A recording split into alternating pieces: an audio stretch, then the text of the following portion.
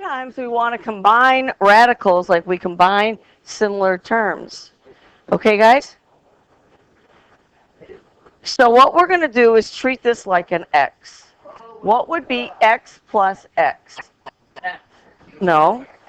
2x times x is x squared, because that's what an exponent means. An exponent tells you how many times you multiplied something. Adding the number in front tells you how many times, or it tells you how many x's you have. But why is it you can add the 1 and the 1? Eric, put your phone away, please. What we're going to do is we're going to undistribute this. You need to understand why you can add the numbers in front. They're called coefficients. I can add the 1 and the 1. What I'm going to do is factor out an x. I'm undistributing. And x times what gives you x? X times 1. Okay, Zach, question? We'll do quizzes later. Plus, and I'm going to factor this x.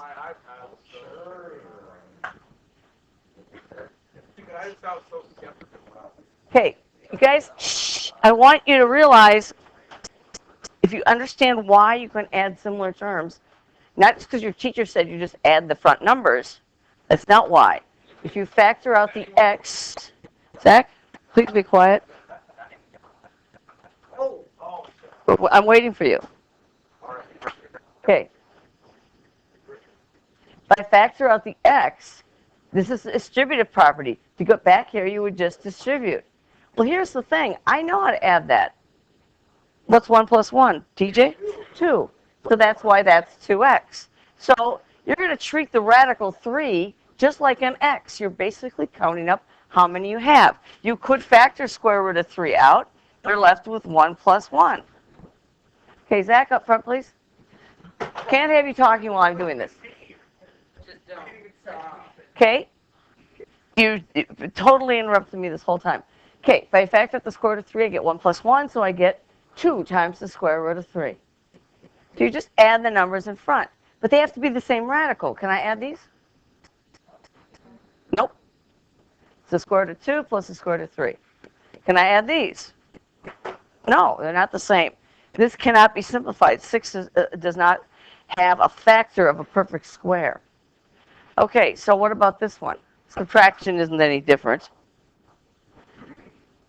So you take 4, take away 1, which is 3, square root of 3. How about the next one? 2 take away 7, negative 5, square root of 5.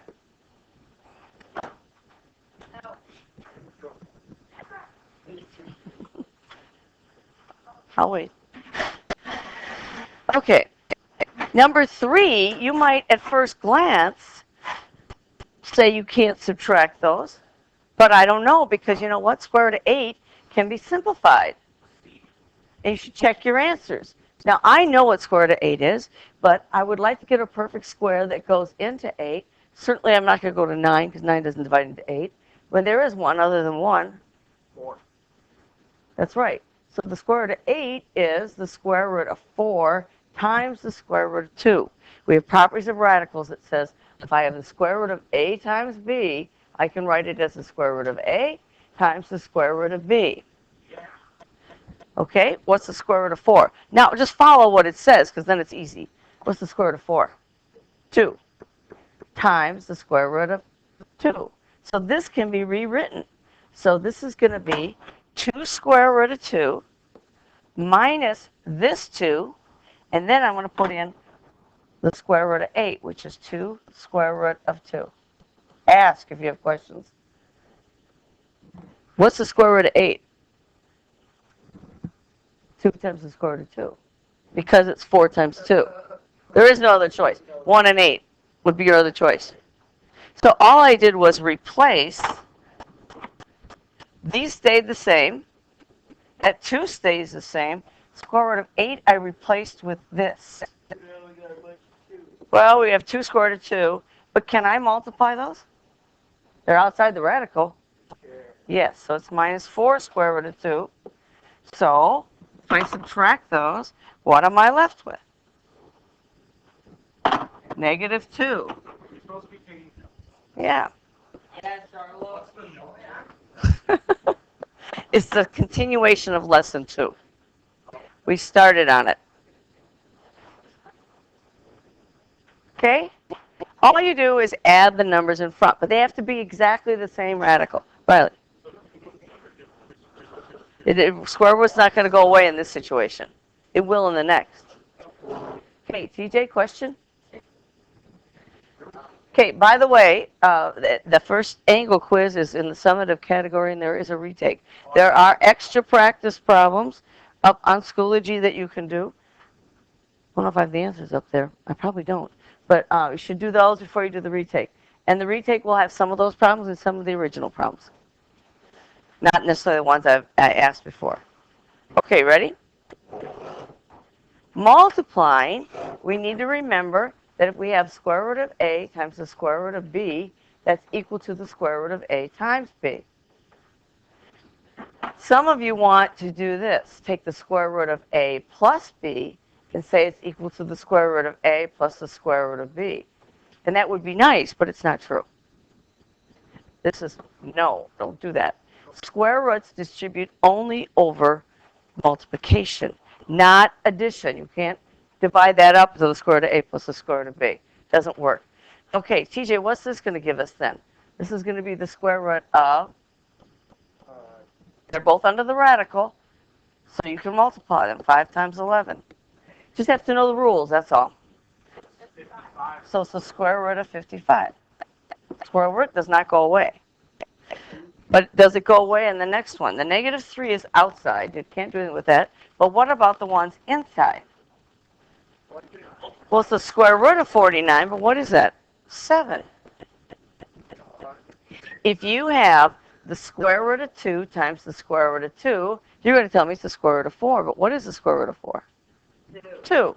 If you have the square root of 3 times the square root of 3, this is the square root of 9, but that's 3. If you have the square root of 11 times the square root of 11, I don't want to multiply that out. I know it's 121. And what's the square root of 121? It's 11. So if you have the square root of 183 times the square root of 183, that's? Don't tell me you know that. 13. I don't know what that is, but I know what it is. 160. This is 183. I don't know what 183 squared is. Do you notice that if they match, the number of the radical goes away? What if I have the square root of x times the square root of x? It's x. Yeah. Okay? Question? Okay, so now, if I take the square root of 7 times the square root of 7, it's just 7. Zach, what's the answer here? What's? Oh, negative 21. Negative 21. Now, this one is a mixture of numbers outside the radical and numbers inside. Well, what I'm going to do is I'm going to switch the order here with these two guys. Okay, so I have 2, and I'm going to put this 2 here, and that square root of 2 over there. I don't have to do that, but I'm going to do that because I can. This is multiplication. The order in which you multiply does not matter. And now I can do this more easily. This is what? 4, and then this would be the square root of 6. Do I need to write this in between step? No. You can just multiply the outside ones, which is 4, multiply the inside ones, they stay inside. Had it been the square root of 16, then you would have continued. Okay? That's how you multiply.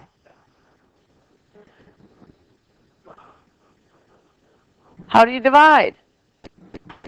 Same as multiplying. The square root of a over b is equal to the square root of a over the square root of b. So if you're given this situation, you can go to the other one. So this can be written as the square root of 5 over 2. I could divide that. That's 2.5. I know what the square root of 2 is. It's 1.41415. So I know it's maybe 1.5, but I have an idea of how big it is. This, I have no idea how big the square root of 5 divided by the square root of 2 is. I just, we could, but we're going to not be using calculators. We're getting ready for the right triangle stuff, which is on Monday. And we're going to have to simplify some radicals. No, this is your regular lessons, but there'll be ACT material blended in there. Can we just do ACT material? No. I have to teach it. You don't know it yet. Okay. You guys, you're going to divide these because they're outside. That's 3. And guess what? You can divide these because they're both inside. What kind of 6? What's square root of 6? Okay, so make sure you just operate. The ones that are in the radicals you can operate with those ones. Outside, you can operate with those, but you can't mix them up. So what does this mean? Can't spell. It means 3 square root of 2 times 3 square root of 2. This 2 operates on the 3 and operates on the square root. It's an exponent. Exponents do distribute over multiplication, not addition. So, because order doesn't matter, you could switch the order, or we could just do the problem. Can we just do it? What's 3 times 3? 9. What's the square root of 2 times the square root of 2? It's the square root of 4, which is just 2. If these match, it comes out of the radical. So the answer is 18. Now be careful with the next one. Does this exponent operate on this 2? No, it does not. This means, when in doubt, write out what it means. It means 2 times the square root of 5 times the square root of 5. So it's 2 times what? What's the square root of 5 times the square root of 5? 5. Not square root of 10. It's just 10. Just follow what it says. Don't make up your own stuff. That's what's nice about math. Once you learn the rule, you got to follow the rules. That's all. Okay, ask. What is the square root of 5 times the square root of 5? It's the square root of 25, but that's just 5. If these match, the radical goes away. Okay. Now for the harder part. I want to find out which 2 integers this number's between. So here are my perfect squares.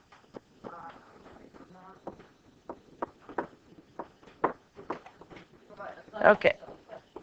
Okay, ready? Now, these are the perfect squares. 3 ends up being between 1 and 4. So the square root of 3 is less than the square root of 4 and bigger than the square root of 1. Now that's not done. You need to simplify that. So the square root of 1 is 1, and this is 2. In other words, the point of doing this is to have some idea how big a number is, a square root is. Because you don't know what the size of the square root of 3 is. I just know it's between 1 and 2. So if I got an answer of 13, I know I did it wrong. Now the next one, you need to really pay attention on this one, because what we're going to do is we're going to reverse what we've done. If you have the square root of 50, what's the perfect square that goes into that? 25 times the square root of 2. So it's 5 square root of 2. What we're going to do is reverse this process. Okay, Eric? Guys in the back? This is the hard part. Okay, pay attention. We're going to reverse it. We're going to start here and go back that way. So to put 5 inside the square root, I have to square it. Do you agree that 5 equals the square root of 25? Yeah, I do. Okay, and then we know we can multiply those square root of 50, because it's going to be one of the first things you have to do on your assignment. So I have 2 square root of 5. I want to put the 2 inside the square root, so I'm going to have to square it. What's equal to 2? Square root of what? 4. All you do is square that. Are you okay with that? And then you just multiply. It equals the square root of 20. We're reversing the simplifying process. Because now if I know what square root of 20, that's equal to square root of 20, I know 20 is going to be right in here. So this 2 square root of 5 is going to be between, well, square root of 25 and the square root of 16. So it's between what whole numbers? 4 and 5. Okay? How about 7? Now, it's a negative 7. Let's first do 7. And 7's going to be here. Now, I can just go to the answers, but here's what we're going to do. It's between what two numbers then? Can you go ahead and square root it? It's the square root of 4, which is 2. It's the square root of 9, which is 3. They're going to be consecutive. Okay, but you know what? This has a negative. So what we have to do is multiply by a negative. Do you remember what happens when you multiply an inequality by a negative? No, no idea. This is negative 2. No, we're on to number 3. This is the square root, whoops, square root of negative square root of 7. This is negative 3. And you remember that these have to reverse? Yeah, those got reversed. But the problem is, we have chosen never to write our inequalities that way. So we have to fix this. Because negative 3 is smaller than negative 2.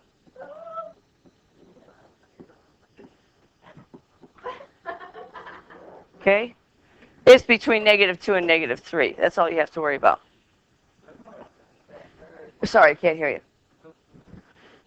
This is the negative square root of 7. And all you're going to do is say it's between negative 2 and negative 3, so I'm not going to worry too much about it. I just reviewed that a little bit. Okay, try number 4. Where? Right there. Oh. I want to, only way I can figure out how big that is to put it under a radical. When I see that number, I don't understand what I do with it. Because this came from what? I don't even know how to do with it. Like, it's there. Okay, this is the 3. Now, just think. You have to think. 3 is the square root of what number, TJ? 9. Then that's the square root of 27. Your assignment for today was taking the square root of 27 and coming up with that, where we're just backing it up. We're doing it in reverse, that's all. Okay, square root of 27 is where? 27 fits in right here. So what's the square root of 27 in between? It's between the square root of 25, which is 5. And you know they're consecutive, so the next one's got to be what? 6. If you want to put the numbers here, 2, 3, 4, 5, 6, 7, 8. Okay, guys.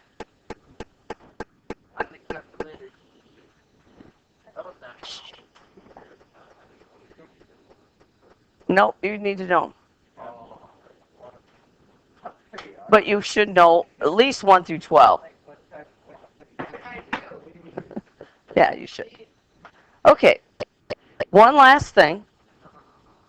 We're going to practice that technique a little bit more. For me to be able to order these, I have no idea, TJ, how big those numbers are. No idea. I want them all to either be outside the radical, and I can't get the square root of 3 out, or all to be inside the radical. You just do them on your calculator. We're not doing it in the calculator. Okay, want smallest to largest. We want to write these all as square roots. This is the square root of what? Negative 3 squares. Not negative. That's 3. This is this. No, you can't compare them unless they're all under the radical or all outside the radical. Can't take those guys out the radical. That may be, but let's get them all ready to go. This is the square root of 9. This is the square root of 3. Okay, can you tell me what 2 square root of 3 is? 9 squared. You want to make it under a radical like we just did.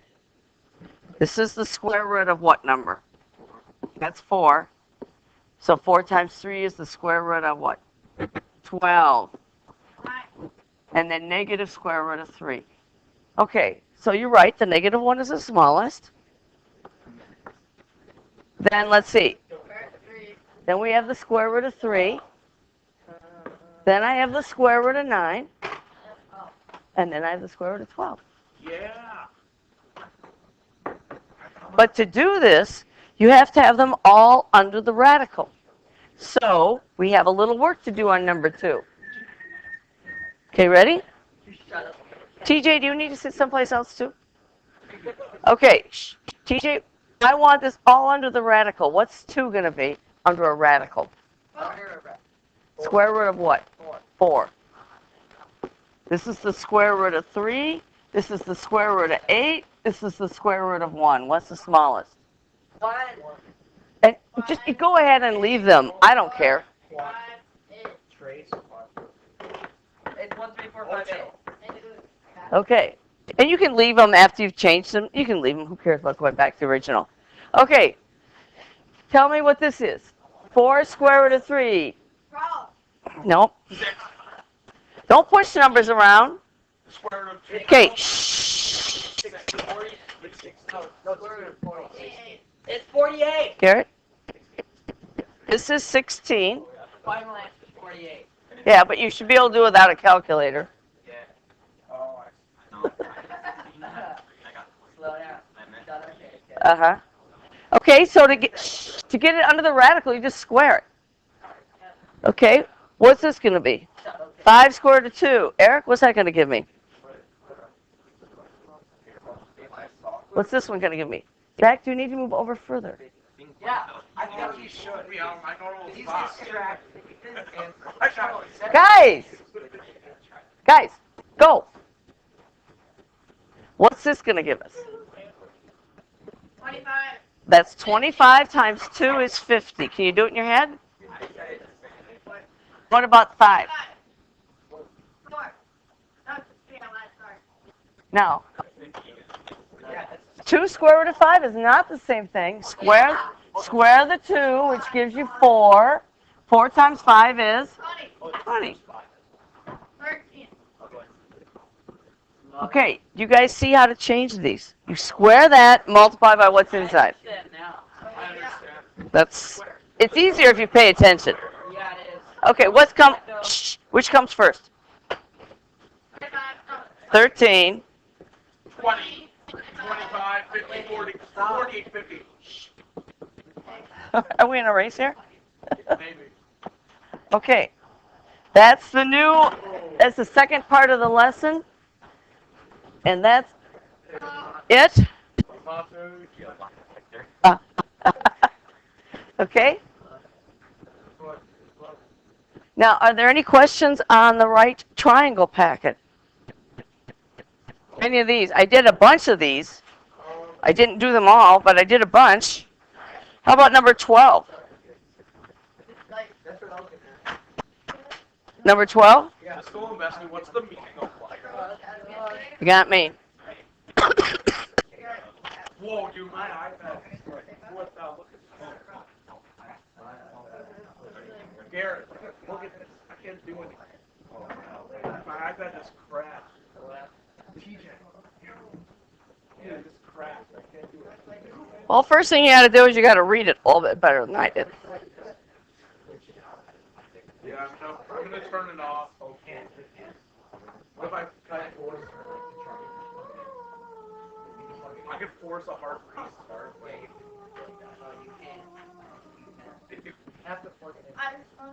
Okay. Quadrilateral, which is actually a trapezoid, points E and F. G is the center of the rectangle. There is a rectangle. I didn't do it. Here. It's BF. So it's this one. And then it's EC. Whoops. That's E. You might have gotten it.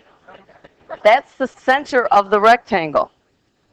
I want to find out how long AG is. Well, you got to read it correctly for one. I need to find out where G is. Because then I can use distance formula. How about the Y's? What's true about that point? It's halfway, isn't it? Doing the easy one first. Okay, so what's the Y coordinate? Laura, what's the Y coordinate? This is 4. This is halfway. So the Y is 2. The X coordinate is a little trickier. This is, how many units here? It's not drawn right, but I don't even see a 7 up there. It's 6 because of this, right? Then this length, this whole length is 12, right? So how long is this? Like 4, 6. That's it. This is 6. This whole thing is 12. I know it doesn't look right, but it's 6. Okay, TJ? The height of my trapezoid is 4. This is halfway, so it's 2. Okay? Zach, over there. Okay. You could move me over after that. Oh. Okay. Okay, guys. Shh. This is halfway. So how long is this? Oh, come on. They're playing music. I know. They're going to get thrown out. Guys, put your iPads down. Guys, you know what? You're being rude to me, and it's still hard for me to talk. That has not changed. It's not going to change for a long time yet. Okay. Right, probably summer. If this is 6 units, how long is this piece right here? 3. So 6 plus 3 gives you an x-coordinate of 9. There was a lot of analysis in that. You had to remember about rectangles. If it's right in the middle of the rectangle, that's got to be halfway from both. So now how do I do distance formula? Oh, this one's not bad. It's the difference in the x's, that's 9 squared, plus the difference in the y's is 2 squared. I don't show the substitution. So d is equal to 81 plus 4, so it's the square root of 85. They do not simplify. I don't think it can be anyway, but they are not simplified. If they gave you, if it was a number that you could simplify, like the square root of 32 or something like that, and you couldn't figure out which one it was here, you have a calculator. I would just put them all in the calculator, see which one it's equal to. You don't have to be able to simplify radicals. Well, there's a way to get around that. Okay, how about other ones? 11. You know what? 11 is just plain scary looking. Didn't I do that one? You just look at the inside triangle. This is 4. This is 5.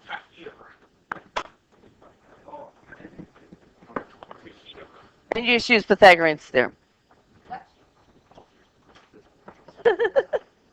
I did it already. Oops.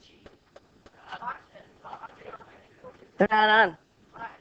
Because they're delaying them and putting them on at night. 6:30, baby. Okay, what other one do you want to look at? We did a bunch of these. Which one? Let's do. How about we go over? Shh. I did a number of these.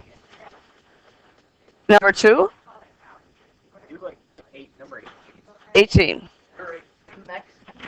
Uniform. The last, I think, 3 or 4 problems is directly off the ACT. So 18, you guys, what is a midpoint? It's halfway between. You could subtract them and then divide that number in half and add it. That's a lot of work. Or you could just average them because that's what it is. Halfway is an average. So that's 12 halves, so it's 6. Yeah. Midpoints are easy. They're just an average. Don't get it confused with slope or distance. Anything else here you want to look at? What about 15? Okay, so I'm going to take it. Now, what I like about the problems is they combine some concepts here. We have to know about right triangles, and we also have to remember something about angles inscribed in circles. Whoops, a little big. Okay, and it says on 15, 2 legs of a right triangle measure 6 and 8 inches. What's the area of the circle that contains all 3 vertices of the triangle? So this is 6, and this is 8. And it says it's a right triangle. Well, what does this have to be then, TJ? Not, my picture's not very good. If this is 90, how big is this arc? No, remember it's half. That's 180. Therefore, this must be what part of the circle? Now, it's the diameter. Do you recognize The triangle, this is a 3, 4, 5, but I have to double it. So the answer is 10 for the diameter. Okay, work to get that, but then you still have to find the area. And the area, I always write the formula down as pi r squared. So it's pi, what's the radius? Not 10. 5. It's 5. So it's 25 pi. Because this is 3 times 2, this is 4 times 2, so that would be 5 times 2. So 3, 4, 5. But you can use Pythagorean theorem. 3, 4, 5. I like to know the triples because it's faster. You okay with 16? 17? Any of these? Oh my gosh. This is a 3, 4, 5 triangle. It's the second multiple. How about the one solving for y? Any problem solving for y? Number 8's the toughest one. Very wow. Are we moving? Yep. It's or I don't know, you probably have time. Okay, so what we have left to do is we have a quiz on this that we haven't taken. I didn't give you the homework. Which one? Is it a Skyward one? That's a Skyward one, but I also have a hard copy. I want you not to use Skyward until you've done the quiz on the hard copy. There's 10 problems. We don't have time to do it Monday because Monday I'm going to be teaching 2 lessons. This is your homework. Uh,